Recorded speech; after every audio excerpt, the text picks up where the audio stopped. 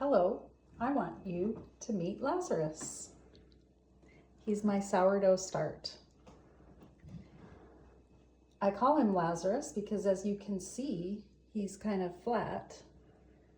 He hasn't been fed in a while, and I keep bringing him back. That gray liquid on top is called hooch. You can dump it out or stir it into your start.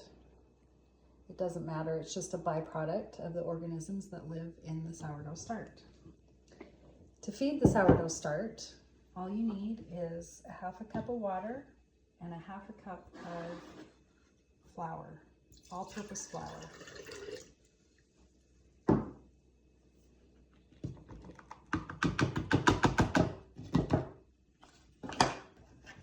I'm just going to stir it up, mix it all in, and then I'm going to let this sit overnight. And in the morning, it's going to be nice and bubbly and ready to make bread. Our start's been sitting on the counter overnight. You can see it's nice and bubbly, and it's doubled in size. So for sourdough bread, we need 1 cup of start.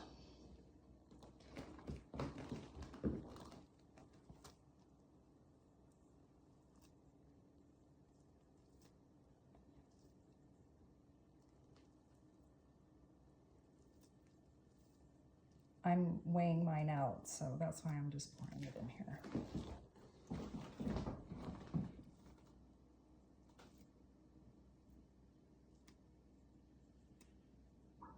Okay. And then I've got 1 3/4 cup of warm water and 1 tablespoon of salt. Regular table salt is fine. And I'm going to take my whisk and just mix that in before I put my flour in. So you can see it's really watery now.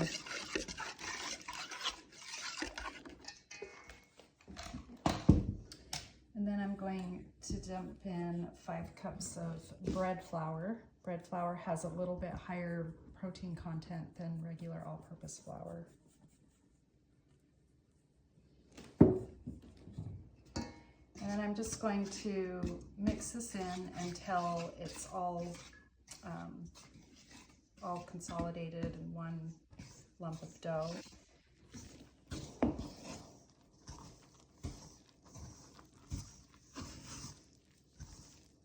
It's going to be really sticky at this point.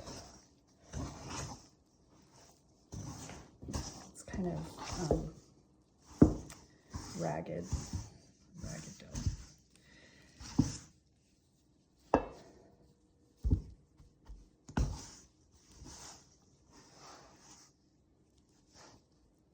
Okay, it's mostly incorporated in there. We're just going to let it sit here for 45 minutes, and then we'll come and start the stretch and fold process. So our dough has been sitting on the counter resting for 45 minutes, and you can see it's starting to come together a little more. The moisture is being soaked into the flour. And I'm going to get my hands wet.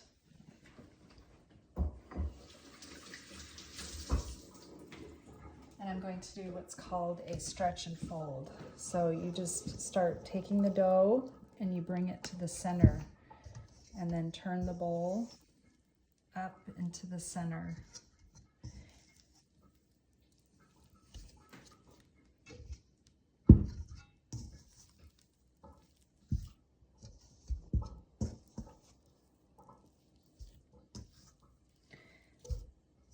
Okay, so you can see that the dough looks a little different than it did before I started stretching and folding. And we're going to let it sit on the counter for another 45 minutes and do it again. Here's our dough after another 45 minutes, and my hands are wet, and I'm going to do the stretch and fold again. The dough is really soft, but it's more structured this time. And when you're making the sourdough bread, you don't want to skip this process of the stretch and folds, or it will affect the texture of your end product. Okay, and then we do this, we let it rest for another 45 minutes. Okay, we have one more stretch and fold, and then we're going to put the lid on the bowl and put it in the fridge for a day.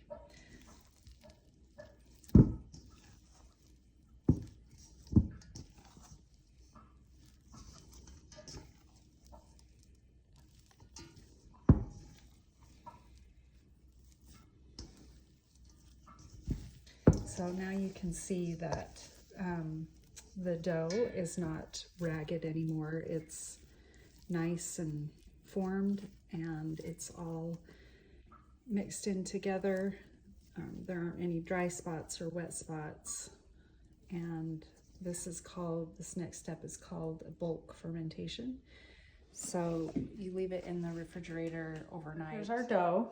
It's been sitting in the refrigerator for about a day and a half or so. And it's nice and formed and stretched and soft. And I'm going to just do one more stretch and fold and kind of punch it down. You can see that it's full of air bubbles. And then we're going to let it rest for 15 minutes inside this bowl. And then we'll shape it for our baking. Okay, so I kind of deflated it, and it's just gonna rest here for 15 minutes. Our dough's been resting for 15 minutes now. It's starting to rise again. Now I'm going to take just a little bit of flour, and I'm gonna dust the bowl with its cover. And then I'm going to take the dough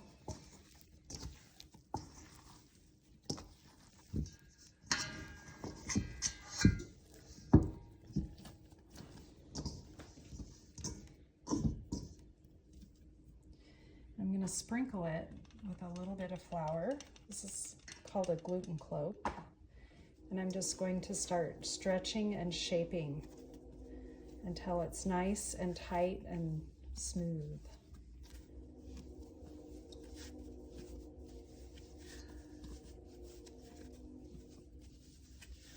I'm just pulling it down slightly and tucking it underneath. Okay, so now we have a nice tight ball. And I'm going to put it seam side up in this bowl, like that. So here's our seam. And I'm gonna let it rest here for 2.5 to 3 hours. I'll cover this with probably some plastic wrap and a towel to keep the moisture in. And then I'm going to show you how I set up this baker that I'm going to bake it in. First of all, after the dough sits for 3 hours, we're going to preheat the oven in the last 20 minutes or so of the rest time. And the oven is preheated at 500 degrees with your baking vessel inside. And after the oven is preheated, I'm going to take out the baking vessel. I'm going to put in my silicone sling. This will make it really easy to get out of this hot baking dish. And then I'm going to line it with some parchment paper, just because the times that I've tried to make this without parchment paper, it sticks to the side. So I like to put in a little bit of parchment paper.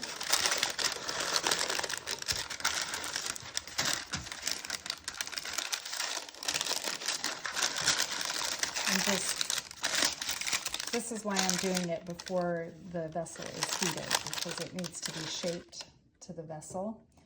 And then I will sprinkle a little bit of cornmeal in the bottom. I'm not going to do that yet because I'm taking this out, but I'll show you in the next step.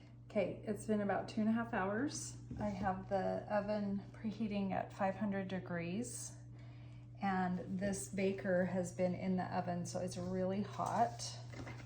I'm going to put my sling in here, and then the parchment paper that I pre-shaped earlier.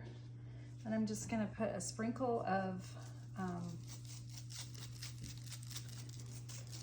cornmeal in the bottom.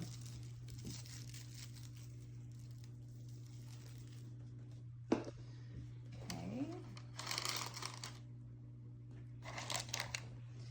And then I'm just going to plop this into the baking vessel.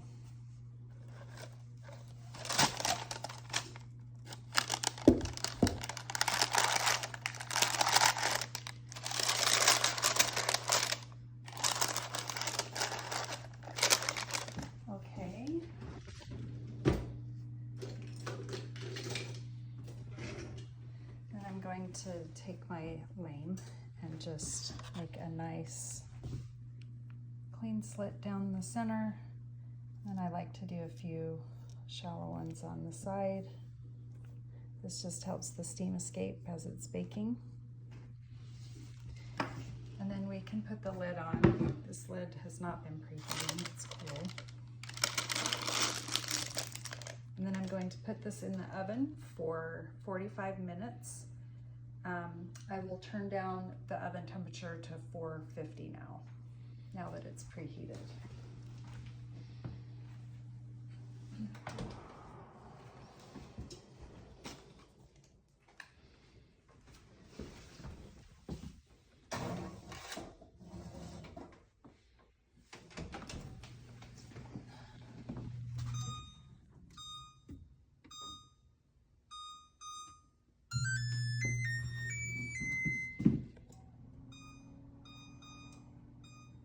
Okay, so our bread has been baking covered for 45 minutes on 450 degrees. Now I'm going to remove the lid and bake it for 15 more minutes.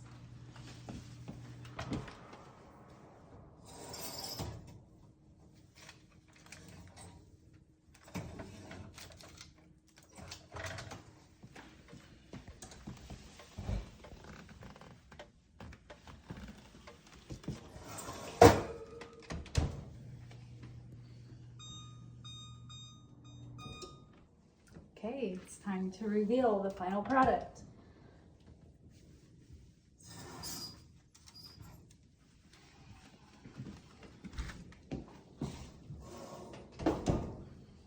Okay, and then I just use this sling, take it out of the pot, put it on the cooling rack.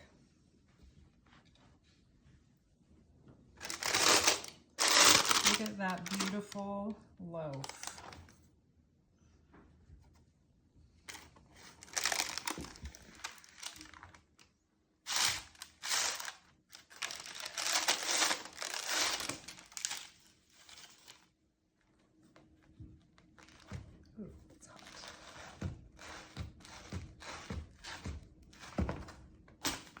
Let it cool down before we slice into it.